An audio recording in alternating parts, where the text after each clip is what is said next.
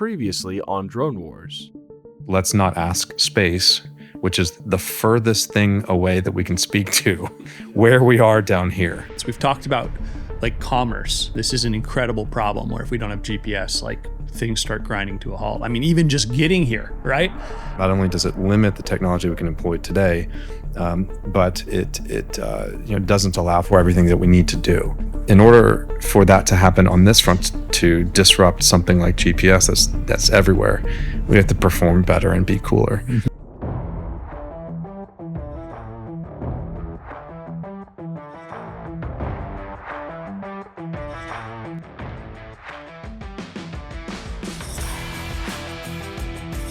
I'm Brett Harrison. And I'm Shaun Moore. And you're watching the Drone Wars podcast. Yeah. So we've already framed that like there's like an over-reliance on GPS, right? I'm sure one of the things every startup founding team hears from investors or customers is like, well, why aren't the big guys going to do this, right? Why aren't the big guys going to do it? Yeah. I'll start. Yeah. So typically, Navy SEALs aren't really talking to AI engineers. Yep. That's the first thing. That's a major differentiator for us, is that you have a group of individuals that have lived a life and death scenario where you rely on this. Yep. And you've had to overcome that limitation in real life with those stakes. And then, marry that with the people that created the fastest facial recognition in the world. That's an interesting combination. And so most of the big groups just don't have that type of real world experience mixed with an extremely talented team like that. So, and actually, if I could ask Shaun to tell kind of the stories about how on the facial recognition side, people asking the same question. Yeah, we got that pretty frequently. And there's one kind of thought process of like doing something okay. You can have something open source or widespread and it's done okay. Yep. There's another about being specialist because you care about the problem. You've lived an experience that's allowed you to think about it differently, and you've got the capability to do so. So I won't name the company, but a couple of years back, we were in conversation with supplying an organization with facial recognition for their workplace entry. We had spent at that time probably 5 years developing ours. They came back to us and said, "We've got a couple $1 million and a great team, some of the brightest people in the world. We're gonna build it ourselves." So cool, okay, great. So about a year later, they called back and said we were unable to do so. Correct. Exactly. Right. So, I think it's a question we always hear as entrepreneurs and founders of, well, what if Apple wants to do it or Google wants to do it or whoever the company is. You really have to have the mentality, the drive to do it, the people that are willing to work on a problem that's meaningful to them. One of our engineers put something on LinkedIn the other day. He's like, "This is the only job I've ever had where I've got to actually go out and use the product and interact with it and care about it." And so I think when you have the mindset and the culture that we've created, we're just going to move a lot faster. Yeah. And it doesn't matter if you throw $10 million at it and a bunch of data scientists, you're not going to come up with the same solution that we have. It's the lived experience that's allowed us to move very, very quickly. Yeah. And actually to hit the culture piece, the team's done an incredible job on that.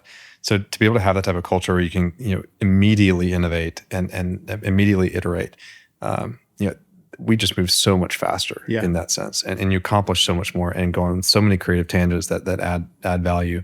Common culture is a huge thing for us. I'd actually just to add to it is having gone through previous exit experiences and that kind of path, it's allowed us to develop a culture in which people are like confident and comfortable with their recommendations or their decisions. Yeah. So there's not always like, "Hey, I'm right, you're wrong." It's like, let's let the best decision win. Right. And so, I think from the learning perspective of my prior company, it takes time to get there. It takes time to get comfortable with that as a leader and then, as a large organization. And, from day one, we had that. And so the best decision is always won. And we're always open to, okay, let's hear feedback from you. You've been testing the product. Let's hear feedback from you. You've been out talking to customers. So I think that piece is also very important for how quickly we've been able to obtain the success we have. But we talked about it. Yeah. Intentionally said, all right, if we're going to do this, here's how we're going to set it up. and we're kind of not compromising on any of this. Yeah. And every hire, every partner, every investor, we've been very thoughtful about, and it's made all the difference in the world. It's why we've been able to accomplish so much in such a short period of time, is because all those things were thought of and accounted for on the outset. Yeah. So you guys are building the right culture, and then you just inherently, because you're at a startup, you're going to make 10 decisions a day. 5 of that, like in a decision is binary. It is either right or wrong, right? So let's say 50% of the decisions you make are right, but at a big company, maybe you get to make 2 decisions a day. So you're only making 1 correct decision a day. So just with the right culture and with that speed, without the bureaucracy, you guys are able to basically outpace bigger companies, right? And then add passion to that. And what we've been shocked about the most, and we're obviously passionate about it, but the folks that we brought into it on the tech team, we're constantly amazed. As Shaun mentioned, some of the posts they do, we love seeing because they legitimately are passionate about it. And that makes all the difference in the world too. How are customers kind of responding to that passion that you guys have for like what is truly a disruptive technology? I'd say the response we've gotten is very positive. So part of this process has been education. No one was really aware that you could do this without signal. So a lot of it is education to start. And then I think the real aha moment is when someone sees it in a vehicle. When you can see the direct comparison against GPS, you go, oh, wow. Like we really are living with something that is not good. Yeah, you guys need to be putting a video like that out every single week on Twitter and on LinkedIn, Yeah. So it really is like once you see it, once you drive with it, it's hard to go back to wanting GPS. Yeah. And I don't mean to diminish GPS. It works as intended, and it's a very, very cool and unique product that was innovative. So it's a very meaningful piece of technology. To Brett's earlier point, we've just outpaced it as society. And so we need to start removing that bullseye from GPS as a single point of failure. Drone Wars is recorded from Firestorm's global headquarters in San Diego, California. Each episode is filmed inside our X-Cell, a modular industrial-grade manufacturing facility designed to be deployed anywhere in the world within 24 hours for on-demand drone production. Each week on the podcast, we bring you cutting-edge insights from unmanned industry leaders. Listen as they share the breakthroughs and technologies they're working on, the hard lessons they've learned, and the bold predictions about what the next 5 to 10 years in unmanned systems and advanced manufacturing have in store for us. Enjoying the show so far? Then be sure to like and subscribe so you never miss an episode. Now back to the show. All right, so let's kind of talk about the patent story here because I think it's pretty cool. So you guys experienced a bunch of problems when you were in the military. And when you got out and you're reflecting in your daily life, you're like, God, it'd be really cool if we could build something to solve that, right? So you filed some patents, right?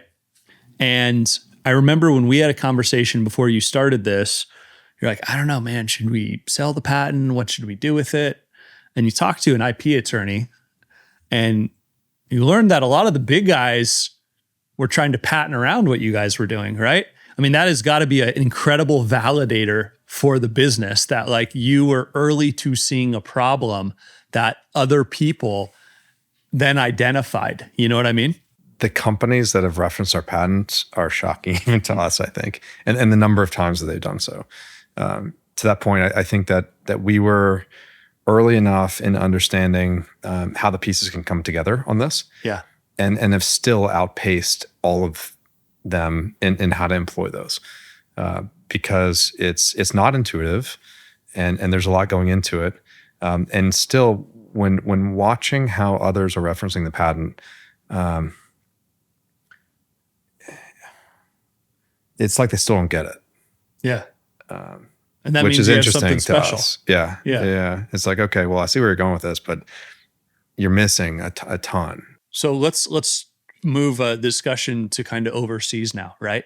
GPS is something we use around the world. We've talked about it in the context of the US military, the Ukrainian conflict, and then kind of US commerce. But guys, how big is this global market? Yeah, I mean, it's hard for us to quantify the impact that a global outage would have, or even an outage. One of the the anecdotes we like to tell is the country of Sweden used to report when their airspace was jammed. So happens a couple times a month, they would make a report.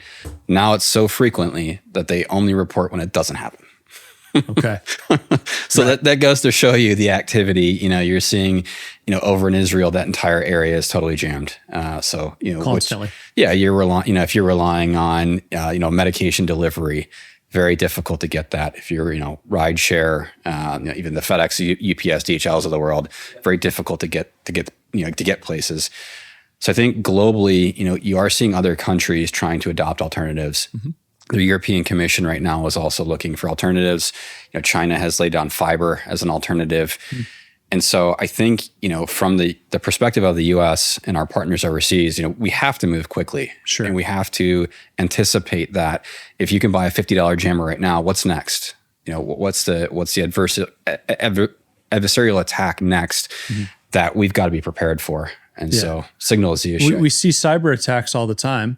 We're now starting to see GPS attacks. I mean, again, if you can buy one on Alibaba for $50, or what we used to do in the counter US days, which is build them in a garage for $20, it's all open source, it's all easily available, but we don't think about it like just how much of a risk having something like this, even having a GPS jammer in a car and just driving around in circles. Imagine the disruption you could do in a downtown area, right? Yeah, actually in Mexico recently, they had an instance where some individuals used a GPS jammer to rob a liquor truck.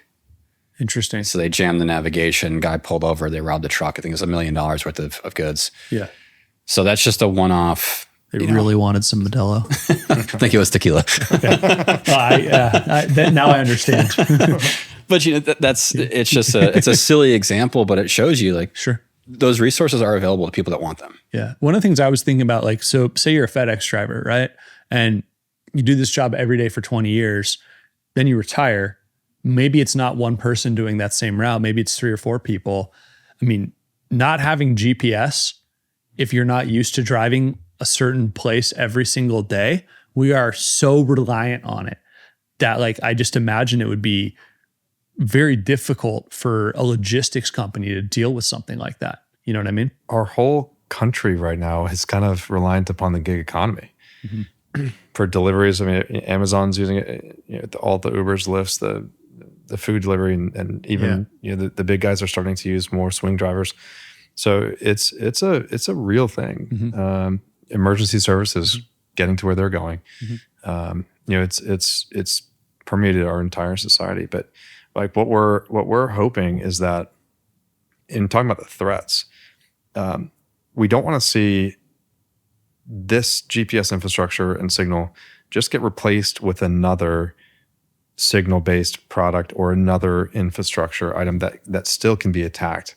If you think about that. So let's say you put up a terrestrial beacon system, that's vulnerable to physical attack. The only way you separate out from that is to make each independent platform its own provider of information instead of consumer of it. Yeah. And so with IDPS, that's what we named it. It stands for Independently Derived Positioning System. So each user is deriving their own through this process.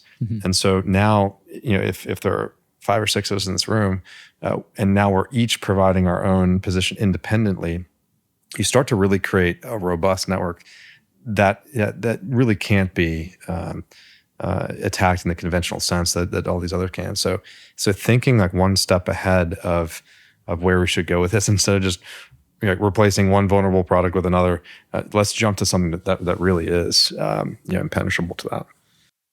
What do you guys wish you knew when you started the company that you know now? I think for me, the most interesting thing has been the different use cases that we didn't think about. There's been so many, every time we talk to, people come out of the woodworks and say, what about this? What about that? And we're like, yeah, that's great. And so I think thinking more broadly about the way position affects our lives, so many groups, almost everyone's using position in their own way. And so we get asset tracking. We never thought about that in the outset.